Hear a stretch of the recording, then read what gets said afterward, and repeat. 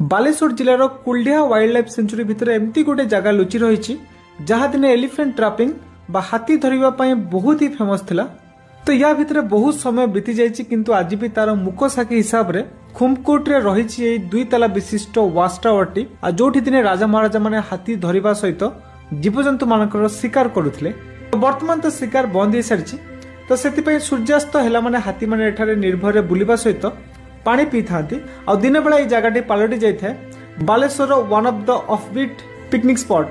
तो आपन जदि प्रकृति को बहुत पाखर अनुभव करने चाहते तो निश्चय बुली आसतु कुलडिहा वाइल्ड लाइफ सेंचुरी भितर थिबा खुमकोट वाटर रिजर्वर को जोठी आपन गोटे बहु पुरातन वाच टावर देखिबा सहित पानी भितर बुड़ी रहितिबा गड़चंडी मां को मंदिर मध्य देखि परिबे।